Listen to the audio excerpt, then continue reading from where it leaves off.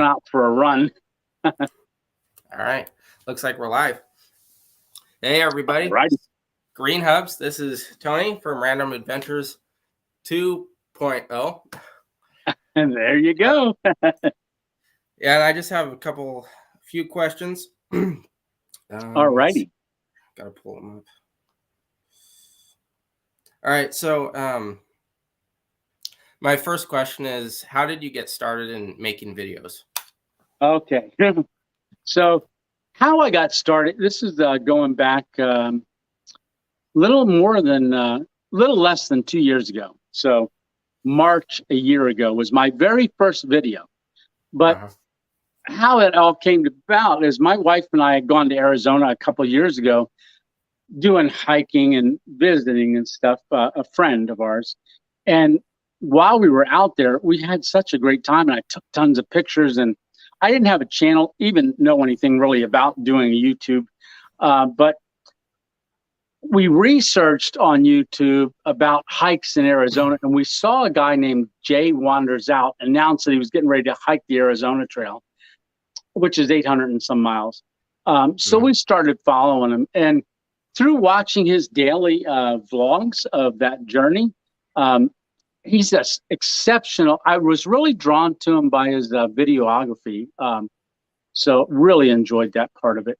But sitting on the couch, my wife says, "Hey, you ought to do something like that, start a YouTube channel." I said, "Yeah, maybe." So I thought about it. And one day on the way to work, I came up to a red light, and I had my camera or my phone. I put it on the dash, and I said, hit record. And I said, "Hey, I think I'm going to start a YouTube adventure channel."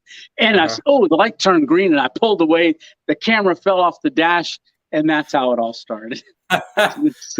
So about a week and a half later, I went out into the woods. Lisa and I had gone for a walk.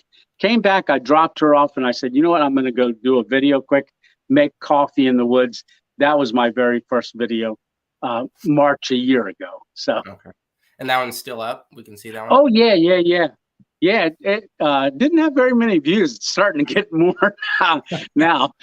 Yeah. But that was, I burnt my tongue. So that became a trademark, burning my tongue on hot coffee. Oh, I remember your, a couple of videos back, you started to take a drink and then you went like this and it cut off. Yeah.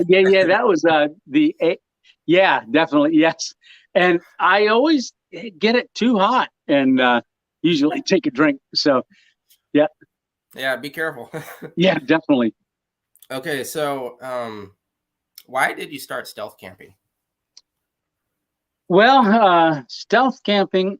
Now, I have quite a few different things that I was doing on the channel. You can see that by playlists. So it's kind of progressed. Some of the stuff being my hobbies, things like that. Now, stealth camping, I didn't know was a thing.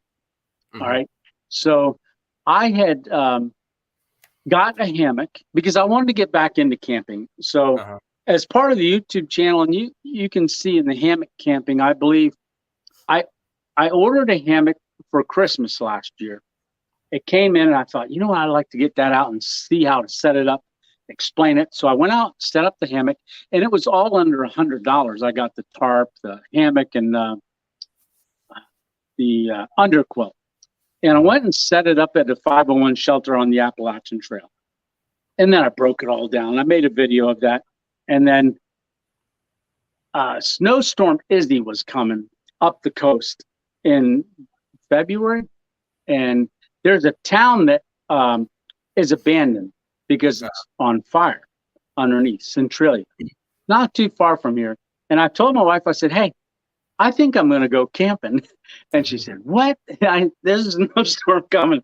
I said, "I know," but I said, "I think I'm going to go out and set the hammock up." I had an underquilt and I bought a top quilt. It was like rated for 45 degrees, but it was going to be 18 degrees out and 20 to 30 mile an hour winds. So I thought, well, I'll go get set up. So 2 hours before it started snowing, I found a spot, set up. And then about 3 o'clock in the morning, it's full on. My tarp's flapping in the wind. And I said, "Hey, I think we got a dilemma here." And, but I was committed. My wife was calling me all night. going, come home. And I couldn't because it had already started snowing. And I was kind of a little bit anxious because the roads were really bad at the time. So I was stuck. So that was my first overnight stealth camping. And then from there, a guy commented, hey, I really like that stealth camp. There is a group of us that are on Facebook. You ought to check it out. So I checked out Stealth Camping Alliance on Facebook, and there's people from all over the world. Josh Hidden Hammock and stuff is over in New Zealand. So I decided, you know what, I'm going to start doing a little bit more. So they had a challenge in March called the March Bridge Challenge. So I went and did that, and then 2 days later, had my stroke. And so I ended up in the hospital for the premiere for it, but everybody tuned in from the Alliance and really gave me a lot of support. So I thought, you know what, when I get out, I enjoyed it so much. Because when you're stealth camping, you're camping somewhere that's not an established campground. Whether you should be there or not, it's questionable. But I don't like the, not that I don't like people, right? But I like the peace of nature. And, you know, but then again, I did camp in a abandoned supermarket last night, which wasn't my favorite to do. I think I'd like to be in the woods a little bit more. Yep. Yeah. Yeah. The woods are usually a little bit better because you have more cover and stuff, but more cover. And it's just nature, you know, you're getting back there. A lot of people are afraid to even go hiking in the woods. And that's part of the channel. Reason why I have the channel too is to encourage people to get out there and experience what you don't know anymore. Whether it be, if you're afraid of it, you know, get in the car and drive to a trailhead and just get out and go touch the sign and get back in the car and drive home. You know, next time, go 5 feet into the woods. And eventually you'll find yourself maybe, you know, a couple 100 yards in the woods, and then you just get in there, and next thing you know, the woods come alive, you know, and you just see everything and hear everything. You're more in tune to stuff. Yeah. So you're a Christian. So yes. If it's all right, when did you first become a believer? Okay, so August 24th, 1991. Wow. So how that happened is Miss 2.0 and I got married in 87. First 3 years of our marriage were kind of rough. You know, I was not a believer. She was not either. And she had severe depression, suffered from depression, attempted suicide, just really, even while we were dating. Then we got married. Now I had a lot of anger. So the guy you see now, the 2.0, is I wouldn't be the same person in my BC days. I tell people, and they say, "What's a BC day?" I said, "Before Christ." So I was a lot different in my BC days. But those first 3 years of our marriage, you know, we argued and fought a lot, and we decided at one point we separated on a Thursday night. Worst 3 days of my life. We separated. She went down to stay with her mom again, and they called me and said, "Hey, there's a reverend who's retired who does marriage counseling. Would you come down and talk to him?"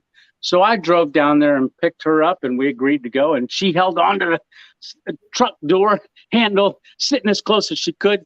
You know, and 3 years earlier, she was sitting as close as she could to me. You know, now she's on the other side, you know, waiting to jump out, you know, if we started arguing again. But we got to his house. He invited us downstairs, and we were on the little couch, and he sat on a rocker across from us. And he said, "Hey, Tony, do you say something, and before you know, you're in a full-blown argument with your wife?" And I was like, "Yeah." And he started laughing. He said, "Well," he said, "you know what? You can have a new life and a new marriage today if you want it." And I was like, "Really?" So Lisa and I slid to the edge of the couch and said, "What is it?" And he said, "Well, let me tell you." He said, have you ever heard of Jesus? And they're like, yeah. He says, do you know what he did for you on the cross? No, had no clue. And he said, well, let me tell you. And so he began to explain the gospel to us. And I looked at her. Now, we had been to marriage counselors, psychiatrists. I'm going to cry. All sorts of things. And it wasn't working. Because we loved each other dearly and wanted to make it work. Mm-hmm. So he began to explain the gospel to us. And I said, you know what? It makes sense. And said, I'm willing to give it a try. And so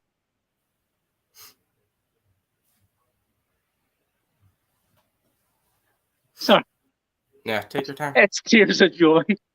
Yeah. So we bowed our heads and we prayed to receive Christ into our hearts. And we got up off that couch and we walked out. He told us about a little church in Shermansdale.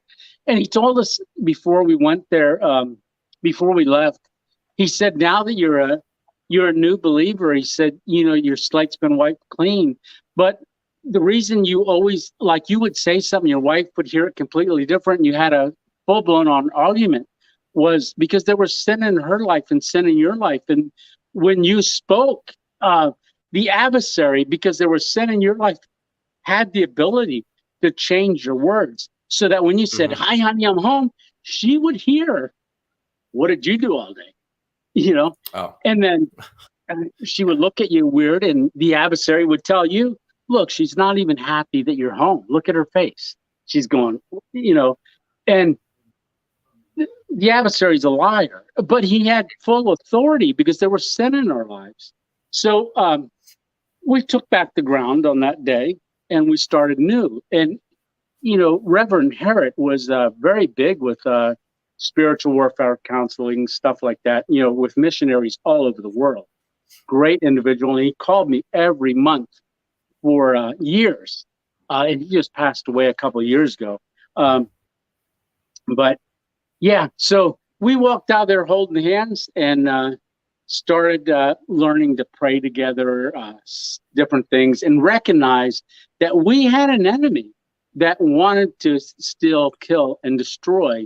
But now that we were new Christians, we now had the authority and the power over that to rebuke it in the name of Jesus and begin to apply God's principles to our lives. Yeah. Long answer, but August 1991. So, yeah. Well, I'm happy for you guys. Oh, thank you. Thank you. Do you have a denomination, or is it? When we became believers, we were Christian Missionary Alliance is where we were going. I don't think I've ever heard of that one. Yeah, CMA is what it's called, Christian Missionary Alliance. They're all over the world. Yeah. When you were stealth camping, have the police ever showed up?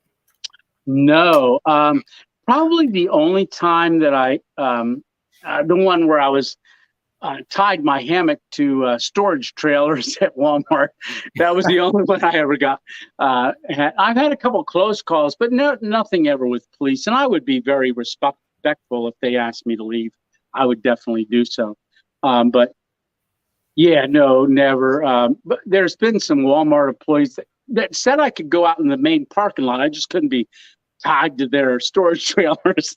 So, but at least I got to eat before I left, and then I went, thanked him and so forth, and told him what I was doing. Yeah. And so, yeah. When I saw that video, I was thinking, wow, he's brave. I would never do that. Yeah, that one was an HRS, high risk situation. So I kind of knew, that would happen because there were so many security cameras, and I had my vehicle right there too. I might have gotten away with it if I parked further away, but they did say I could go out into the parking lot and set up. But a little hard to set the hammock up like that. Maybe if I was car camping, which I plan on doing some this winter, doing a few car camps in the vehicle. Yeah. Steve Wallace did a lot of those when he was still on there. But yeah, I thought those were cool. Have you seen his one where he took a U-Haul van and camped in that? Yeah, actually, I did not see that one, but saw it. Like I didn't watch it yet, but I saw it in the title, and I was actually telling my friend that I was planning on checking into that for this winter. I've got to get a little space heater kind of a thing because I'd like to do that. With my stove and stuff that I have, I can make a fire. I can cook in there. And I want to go into one and see if they have the little D hooks on the walls where you can strap stuff, and see if I can hang my hammock across, or if I got to use my pad. So I'm going to check that out. That'd be cool. Yeah. I'd like to see that one. So on Random Adventures 2.0, what does the 2.0 stand for? Well, that's funny you ask.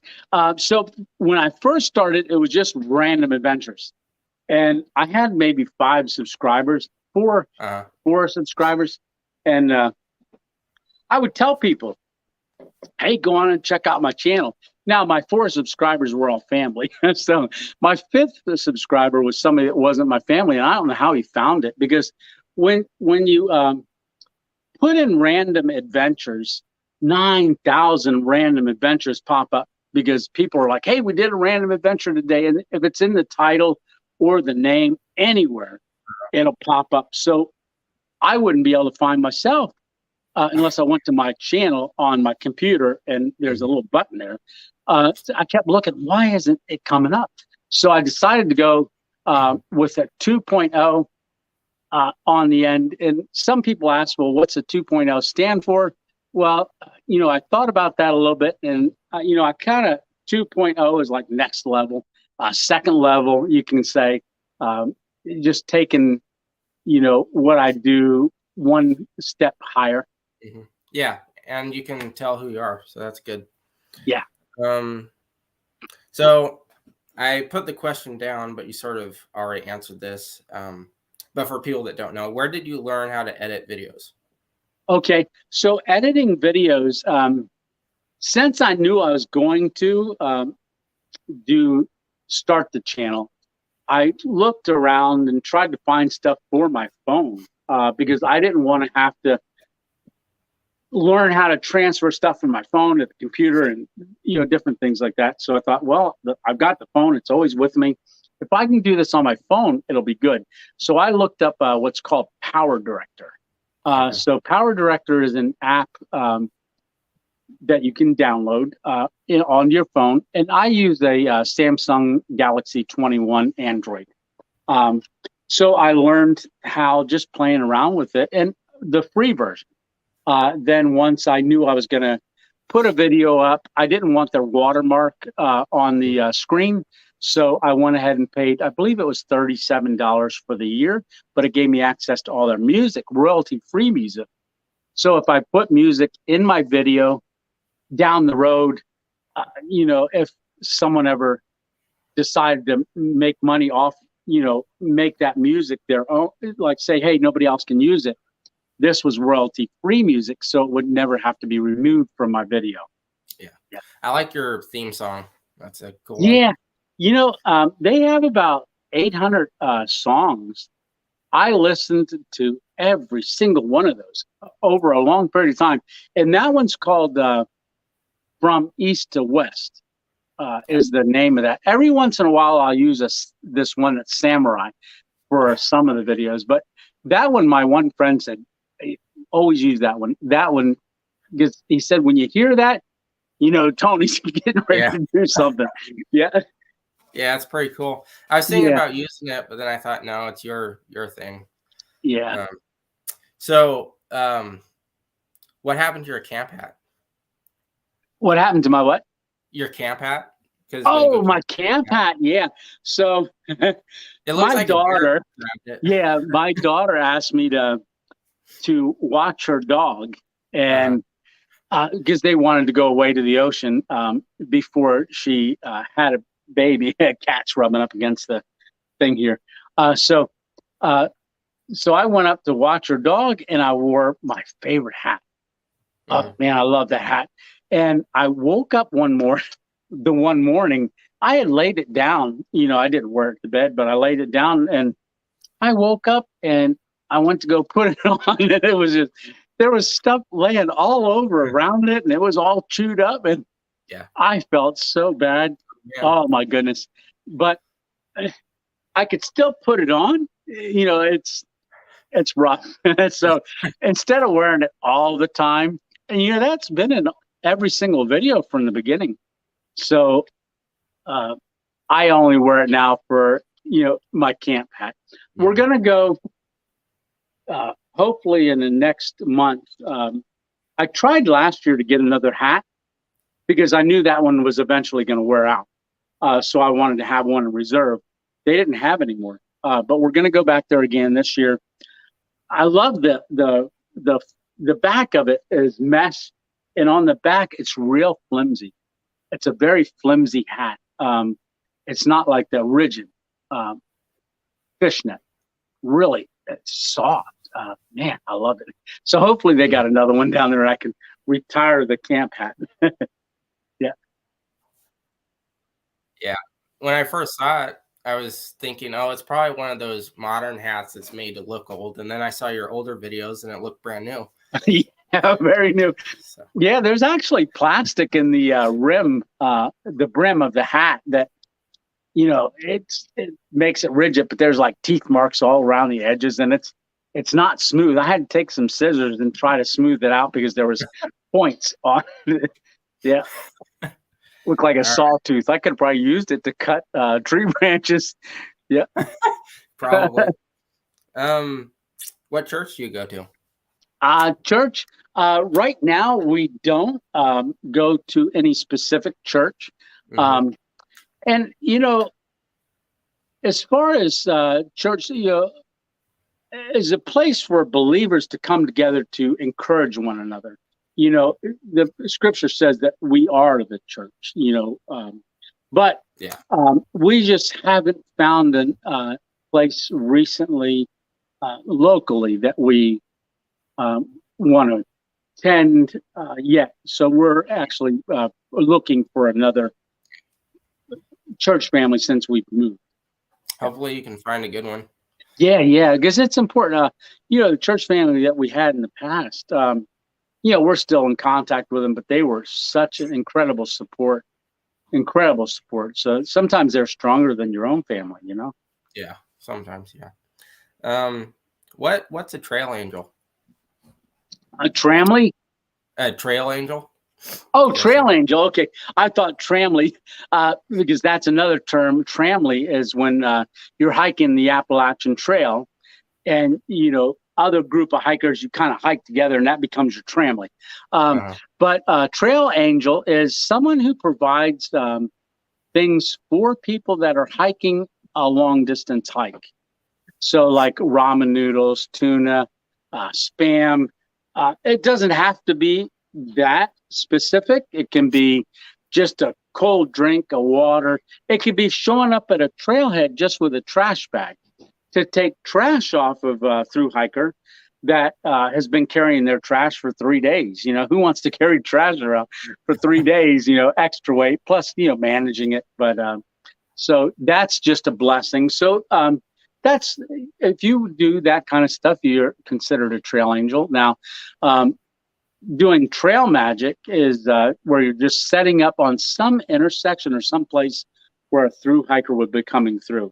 Now, you're close. If your state, Pacific Crest Trail, goes through California all the way up to Canada.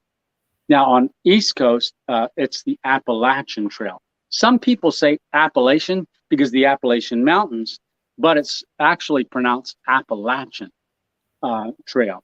And that's 2,194.3 miles, covering 14 states, and goes from Georgia to Maine. Cool. Roughly about 4 to 5 months, sometimes a little longer, but average to complete. And I think there was roughly around 4,000 or 5,000 hikers that registered. And the last summit 2 weeks ago, the number of people that have finished so far are about 420. So big drop That's- off. yeah. Do you have a knife collection? A knife collection? No, No. no. Oh, okay. Maybe you gotta start Well, sometime. I know, right? Yeah, I have concealed carry license, and I have different guns, things like that. I don't even know if that's a collection. I don't know. I collect rocks and stuff. Uh, you know, sometimes my Yeah. backpack get pretty heavy. But yeah, but I do want to So get a good knife for out in the field. I do have one knife that I use to like cut steaks and stuff like that. I just cut up just made sauerkraut for the first time the other week from our garden. So that I had that the other night, and I cut up a lot of that with that one good knife that I got. was that the video you made a week ago or something? Yes. It's just a real short video. Just now, something like that. I know we were talking about music. Something like that I put to music. Just and it's a short video. Doesn't have my intro or my exit music. It's just a different music. Some of my relaxation videos. There's an 8-mile drive through the fall. That sets the music, relaxation stuff. So there's a whole playlist for relaxation. So. Have you ever been camping in the Pacific Northwest? No, man, I would love to. That's on the bucket list. Right now, most of my stealth camping and everything has been local to Pennsylvania. I am going to be branching out as the channel grows. I'll be doing more of that. Miss 2.0 isn't a stealth camper hammock sleeper, so she's a glamper. So she's a hotel camper. So if we do travel and she comes along, we'll go like maybe set up in a hotel where she can spend the day there or the night there, and I can go out and do my stealth camping and stuff. Yeah. In my opinion, glamping really isn't camping. Right. Yeah. Well, at least they're getting out, right? Yeah. And doing something. Yeah. Better than sitting on the couch. All right. The last question that I wrote down. Okay. How did you learn to film with different shots? How did I learn to film? Yeah, like remember how we were talking earlier? You have something up close, and then you're doing the same thing, but the camera angle changes. Yeah. So a lot of it is just when you're watching a program on TV, it's not always just straight on, or the cameras change the way you see things. So I've always kind of been into photography, things like that. But watching some YouTube videos, I see people changing their angles, and I thought, wow, I like that because it keeps my attention. It's not just straight on the whole time. You're just somebody talking into the camera. So I just started experimenting around in my living room, believe it or not, with the editing program. I would just, get up, say, you know what, I'm going to walk to the kitchen. So how would I film that? And then I would just film myself going to the kitchen, come back, sit on the couch, edit it, see how it turned out. And then I was like, oh, that was neat. And then I went and applied that on a small hike. And then the more you do it, the more you start. Well, since the stroke, I've slowed down. So I am recovering from that stroke this past March. And now that I'm getting out there, I've slowed down and I'm more concentrated in an area. I'm not trying to cover a longer distance. So it's given me actually the opportunity and the time to focus more on those little changes, close-ups, because it takes time to set the camera up, lock it in place if you want to keep the background blurry, and then you want it just to focus on something, and then you drop something into that area. But it's just very rewarding for me, and I hope the viewer too, to experience something different, and hold your attention. You might not notice what I'm saying over, because the people's attention spans, I might be talking about something, you stop hearing it after, 30 seconds. But if the screen changes and you're still, zoned out just watching the screen, all of a sudden it shocks you into, hey, now you're at a different angle. Now you pick up again, maybe what I said, maybe you don't ever hear what I said, but you're now focused on, oh, that's something different. Oh, look at that ant going across that log. And, and I'm in the background, still doing my thing and talking, but you're focused on looking at that mushroom and there's an ant crawling on the top of the mushroom. So little things like that, I'm starting to be more conscious of. And I think it's adding a neat little element to my videos. I really enjoy that part. Thanks. How long does it usually take you to figure out where you want to set the camera for shots like that? Not too long. So you might film, say, a minute of, once you set the camera up, hit the button and walk back to where you were going to start. Then you walk past it. Then you got to come back, and that might be a whole minute and a half, 2 minutes, sometimes 3 minutes. But it's only a 5-second segment in your video. So doing all those little things, you might, like when I throw everything into to edit, I'll just drop it all in a line. Yeah. And it might be 3 hours. I'm not going to throw a 3-hour filming up there. But once I get it all edited down, maybe 48, 50 minutes. But the footage is over 3 hours. So, but setting the camera up, what you want to do is just kind of picture how you'd like to see yourself walking down an area. And then just every once in a while, it might look like you walked a mile and a half and you've only gone, well, hopefully the scenery changes, but maybe a tenth of a mile, but it looks like you walked, 2 miles just because all the angle changes and scenery changes. Yeah. Filming magic. Yes. Yeah. And now I can take out all the times that, I've got to lift my leg over a log because I can't lift it that good yet. Or in the one, the abandoned movie theater, I wish I would have kind of left it in there, but I didn't. I think it is. So I have it in archives, but I'm going now. I've had my fire. I'm ending the night. The ashes are gone. So now I'm going to walk up a small bank that's got a lot of pine needles on it. And like I said, I'm not good at going up banks yet. But here I'm filming myself talking, okay, we're going to go up to, climb in the hammock. Let me take you up there. And then all of a sudden I fall and I slide all the way back down the bank. And I laid there for a little while and, things like that. And then I said, all right, we got to get up this bank.